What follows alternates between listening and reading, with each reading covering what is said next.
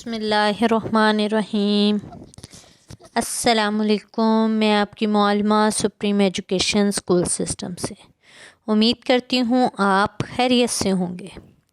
بیٹا جی، آج ہم نے S S T social study معاشرتی علوم کا جماعت چہارم کا کام کرنا ہے۔ آئیے گا اپنے کام کی طرف۔ ہمیں آج پڑھائی کے علاوہ کاپی اور پینسل کی بھی ضرورت ہے، کیونکہ آج ہم نے ریڈنگ بھی کرنی ہے، یعنی اپنی بلند خوانی کرنی ہے۔ بلند خوانی کے ساتھ ساتھ ہم نے اپنے سوال جواب بھی کرنے ہیں۔ چلیے جی، آئیے گا اپنی بلند خوانی کی طرف۔ سب سے پہلے آج ہمارا کام باب نمبر 2، تاریخ ہمارا ماضی۔ تو بیٹا جی، تاریخ ہمارا ماضی میں ہم پڑھ چکے ہیں صوبہ پنجاب کے تاریخی واقعات، جس میں ہڑپا کی تہذیب، آریائی تہذیب، گوتم بدھ کی تہذیب، سکندر اعظم کا حملہ، محمود غزنوی کے حملے، غوری دور حکومت، سلاطین دہلی کا دور حکومت، مغلیہ دور حکومت، سکھ دور حکومت، خطبہ الہ آباد، قرارداد لاہور جو 1940 میں ہوئی تھی، پاکستان کا قیام جو ہمیں 1947 میں حاصل ہوا تھا۔ تو بیٹا جی، یہ ہم سب پڑھ چکے ہیں۔ آج جو ہم بلند خوانی کرنی ہے پنجاب کی اہم شخصیات۔ چلیں جی، اپنے پنجاب کی اہم شخصیات کے بارے میں آتے ہیں۔ سب سے پہلے جو ہم پڑھیں گے وہ حضرت بابا فرید مسعود گنج بخش کے بارے میں پڑھیں گے۔ بیٹا جی، جیسے کہ آپ جانتے ہیں کہ یہ لاہور میں ان کا مزار ہے، ٹھیک ہے۔ یہ ہمارے صوفی بزرگ ہیں۔ یہ گاؤں ملتان کے نزدیک ایک گاؤں میں پیدا ہوئے۔ ان کے باپ جو والد تھے ان کا نام جمال الدین تھا، ٹھیک ہے۔ انہوں نے ابتدائی تعلیم گھر سے حاصل کی، پھر قرآن مجید حفظ کیا، پھر اس کے بعد آپ نے ملتان کے ایک دینی مدرسے میں فقہ اور دیگر درسی کتب پڑھی۔ مزید تحصیل علم یعنی علم حاصل کرنے کے لیے آپ افغانستان چلے گئے، ٹھیک ہے بیٹا جی۔ پھر اس زمانے میں آپ نے قندھار، ایران، بغداد، بخارا، مصر اور شام میں بہت بڑے بڑے مراکز یعنی مرکز قائم کیے۔ آپ نے طویل سفر طے کیے۔ اس وقت آپ بہت زیادہ علماء کرام سے علم حاصل کر چکے تھے۔ آپ نے مکہ اور سے مدینہ کی زیارت بھی کی۔ آپ نے اسلام کے پیغام کو لوگوں تک خوب پہنچایا، ٹھیک ہے۔ آپ نے اللہ کا پیغام، آپ نے دین کی تبلیغ خوب دی اور لوگوں نے اسلام بھی قبول کیا۔ آپ کی ذات جو ہے قوت اور مساوات کی تلقین فرماتی تھی۔ آپ کا مزار میں نے آپ کو بتا دیا پاکستان میں پاک پتن شریف میں ہے، ٹھیک ہے بیٹا جی۔ دیکھیے گا، ہم آگے چلتے ہیں۔ علامہ اقبال ہماری دوسری عظیم شخصیت جس کے بارے میں آج پڑھنا ہے وہ ہے علامہ اقبال۔ علامہ اقبال تو آپ جانتے ہی ہوں گے۔ علامہ اقبال کون تھے؟ علامہ اقبال ہمارے عظیم شاعر تھے۔ آپ کے بارے میں کہا جاتا ہے آپ شاعر مشرق ہیں۔ آپ نے کیا کیا؟ 9 نومبر 1877 کو پیدا ہوئے تھے۔ آپ نے ابتدائی تعلیم اپنے ہی گاؤں سے، اپنے ہی علاقے سے حاصل کی، پھر سیالکوٹ سے ایف اے کا امتحان پاس کیا، پھر آپ نے ایم اے جو ہے گورنمنٹ لاہور سے پاس کیا۔ پھر اس کے بعد آپ اعلیٰ تعلیم کے لیے کہاں چلے گئے تھے؟ انگلستان چلے گئے تھے۔ ان دنوں میں برِ صغیر پر انگریزوں کی حکومت تھی۔ انگریز حکمران تھے، انہوں نے مسلمانوں کے تمام حقوق چھین لیے تھے، انہیں کچھ بھی نہیں ملتا تھا۔ علامہ اقبال نے کیا کیا؟ دیکھتے ہیں۔ علامہ اقبال نے یہ کیا کہ اپنی شاعری کے ذریعے تمام مسلمانوں کو جگایا، ان کو بتایا کہ آپ ایک الگ قوم ہیں، ٹھیک ہے۔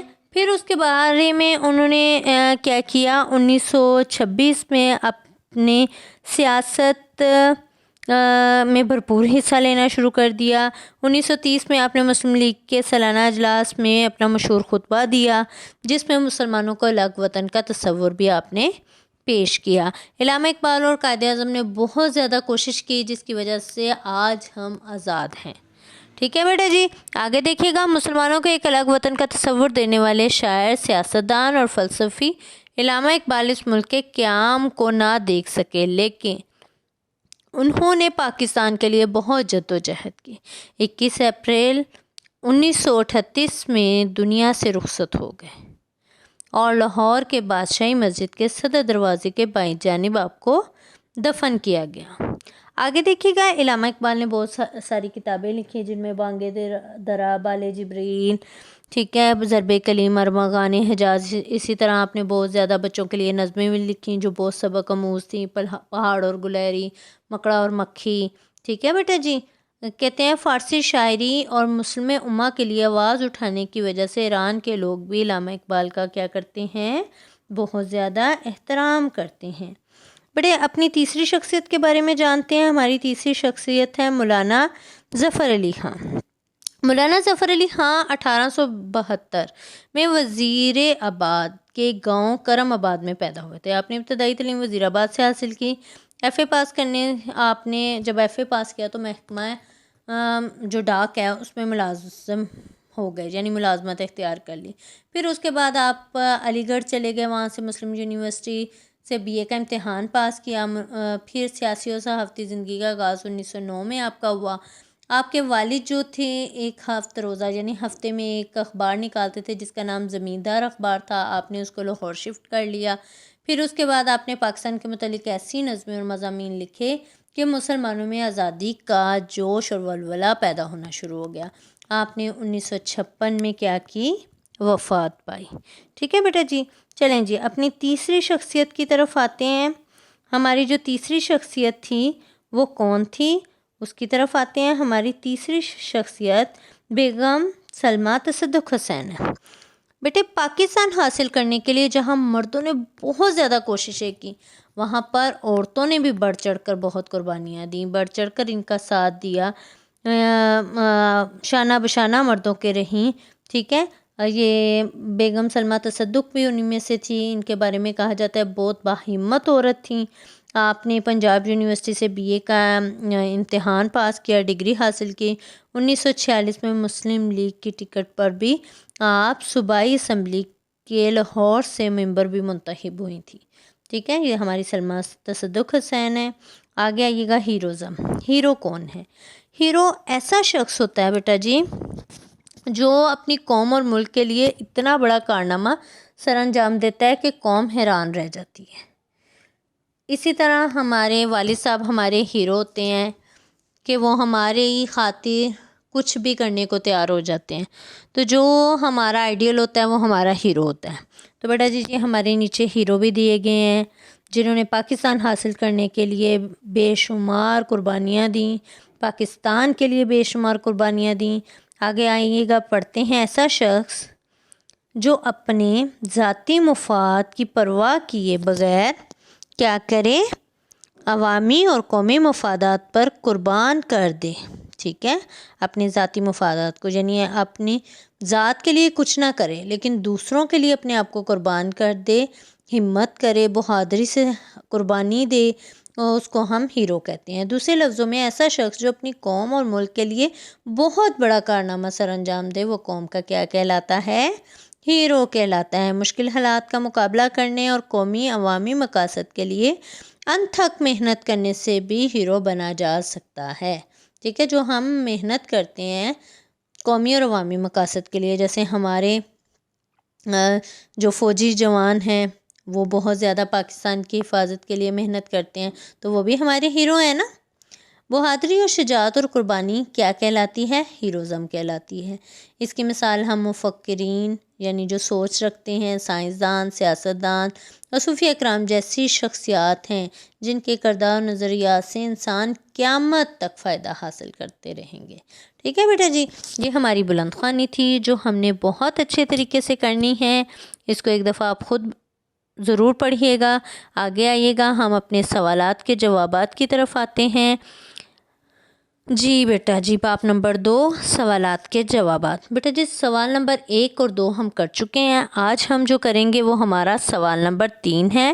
علامہ اقبال کی قومی خدمات بیان کریں۔ تو اس کا جواب ہے بیٹا جی، علامہ اقبال نے اپنی شاعری کے ذریعے مسلمان قوم کو بیدار کیا۔ یہی بات تھی نا، ان کے اندر آزادی حاصل کرنے کا جذبہ پیدا کیا، انہیں ان کا شاندار ماضی یاد دلایا۔ آپ کی شاعری نے مسلمانوں کے دلوں میں آزادی کی ایک نئی روح پھونک دی۔ 1926 میں آپ نے سیاست میں بھرپور حصہ لینا شروع کر دیا۔ 1930 میں کیا ہوا تھا؟ مسلم لیگ کے سالانہ اجلاس میں اپنا خطبہ دیا جس میں یہ بتایا، کیا بتایا؟ مسلمانوں کے لیے ایک الگ وطن کا تصور پیش کیا۔ علامہ اقبال اور قائد اعظم محمد علی جناح کی مشترکہ کوششوں سے، یعنی ملی جلی کوششوں سے، ہندو، سکھ اور انگریز مسلمانوں کو ایک الگ قوم ماننے پر کیا ہو گئے؟ مجبور ہو گئے۔ اور یہ کس کی وجہ سے ہوا تھا؟ ہمارے علامہ اقبال اور قائد اعظم کی کاوشوں کی وجہ سے۔ آگے آئیے گا بیٹا جی، سوال نمبر 4 کی طرف آتے ہیں۔ قرارداد لاہور کب اور کہاں منظور ہوئی؟ تو بیٹا جی قرارداد لاہور 1940 میں منٹو پارک لاہور میں منظور کی گئی۔ سوال نمبر 5 دیکھیے گا، مولانا ظفر علی خان نے کس طرح مسلمانوں میں آزادی کا جذبہ پیدا کیا؟ تو بیٹا جی اس کا جواب ہے، مولانا ظفر علی خان نے اپنی نظموں اور مضامین سے مسلمانوں میں آزادی کا جذبہ کیا کیا؟ پیدا کیا۔ ایسے مضامین لکھے، ایسی نظمیں لکھیں جس میں مسلمانوں کا جوش بڑھ گیا۔ آگے آئیے گا، ہم اپنے سوال نمبر 6 کی طرف آتے ہیں۔ بیگم سلمیٰ تصدق حسین کون تھیں؟ تو بیٹا جی بیگم سلمیٰ تصدق حسین کون تھیں؟ ان کے بارے میں نے آپ کو بتایا، ابھی ہم نے پڑھا بھی ہے۔ انہوں نے تحریک پاکستان میں حصہ لینے والی سرگرم خاتون تھی۔ انہوں نے بڑھ چڑھ کر حصہ لیا تھا۔ ہیروزم سے کیا مراد ہے؟ ہیروزم سے مراد یہ ہے کہ قومی اور عوامی مقاصد کے لیے بہادری اور قربانی سے مشکل حالات کا کیا کیا جائے؟ سامنا کیا جائے۔ تو بیٹا جی یہ ہمارے سوالات کے جوابات ہیں۔ ہماری بلند خوانی تھی، آپ نے بلند خوانی کو ایک دفعہ پھر کرنا ہے۔ اس کے علاوہ آپ نے سوالات کے جوابات کو بہت اچھے طریقے سے لکھنا اور یاد کرنا ہے۔ اپنا خیال رکھیے گا، شکریہ، اور آخر میں اللہ حافظ۔ اور کرونا میں اپنے آپ کو ماسک لگائیے گا، آنکھوں کو بار بار چھونے سے گریز کیجیے گا، اپنا خیال رکھیے گا، اور اس کے بعد اجازت چاہیں گے۔